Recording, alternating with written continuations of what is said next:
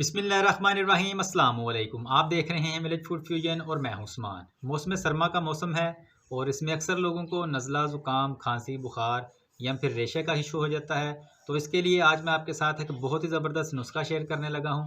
ये नुस्खा मेरी अम्मी जी का है। जब भी हमें नज़ला, ज़ुकाम, बुखार, खांसी या इस तरह का कोई भी इशू होता था तो वो हमें इसी तरह से एक कहवा बना के दिया करते थे। तो इंशाल्लाह उसी तरीके के साथ आज मैं आपके साथ शेयर करने लगा हूँ। तो आइए अल्लाह पाक की बेशुमार नेमतों के साथ शुरू करते हैं। बिस्मिल्लाहिर्रहमानिर्रहीम। कहवा बनाने के लिए जो चीज़ें हमें चाहिए होंगी उसमें मैंने आधा खाने वाला चम्मच कलवंजी ली है, 2 से 3 अदद लौंग, 5 से 6 अदद साबुत काली मिर्चें, छोटा सा टुकड़ा दारचीनी का और इसके अलावा इतना सा टुकड़ा हमें चाहिए होगा अदरक का।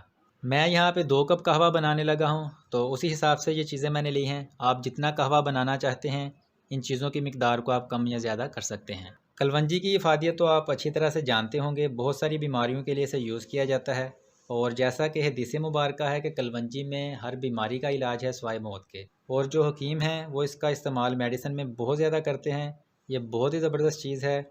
और कलवंजी के अलावा ये जो मसाले हैं हमारे पास, जिसमें लौंग, दारचीनी, काली मिर्ची और अदरक, ये सारी चीज़ें हमारे खानों में जायका और फ्लेवर देने के साथ साथ हमारी सेहत के लिए भी बहुत ही अच्छी हैं। ये सारी चीज़ें हमारी क़ुव्वत मदाफ़ियत को बढ़ाती हैं, जिससे ये नज़ला, ज़ुकाम, खांसी, बुखार की सूरत में हमें ये बहुत ज़्यादा फ़ायदा देती हैं।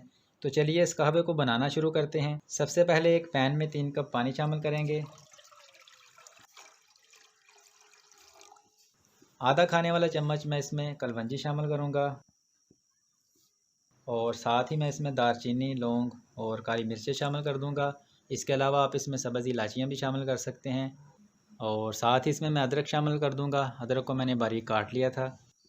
और यहाँ पे मैं इस कहवे में चीनी का यूज़ नहीं कर रहा। आप अपने टेस्ट के मुताबिक इसमें चीनी या शहद शामिल कर सकते हैं।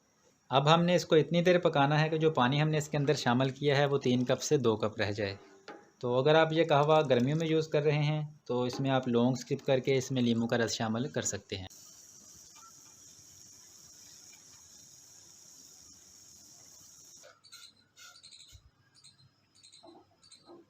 यकीन करें ये जो कहवा है ये बहुत ही ऑथेंटिक और ज़बरदस्त रेसिपी है। जैसे कि मैंने पहले भी आपको बताया कि जब भी हमें नज़ला, ज़ुकाम, खांसी, बुखार या फिर रेशा वगैरह होता था तो अम्मी जी हमें इसी तरह से कहवा बना के दिया करती थी। अल्हम्दुलिल्लाह इसको आप 2 से 3 दफ़ा यूज़ करेंगे तो इंशाल्लाह आपको फ़ायदा होगा। और जिन लोगों को काफ़ी लंबे अरसे से रेशा वगैरह या खांसी का कोई मसला है तो उसके लिए ये बेस्ट रेसिपी है। और जो आप एलोपैथी की बहुत महंगी महंगी मेडिसिन यूज़ करते हैं इंशाल्लाह उससे भी आपकी जान छूट जाएगी। तो इसी तरह इसको ज़रूर ट्राई कीजिएगा। जब आप इसको यूज़ करेंगे तो इंशाल्लाह रिज़ल्ट्स आपके सामने होंगे। तो चैनल पर नए हैं तो काइंडली चैनल को सब्सक्राइब कर लें और रेसिपी अच्छी लगी हो तो इसको शेयर लाजमी कीजिएगा। तो यहाँ पे हमारा कहवा रेडी है।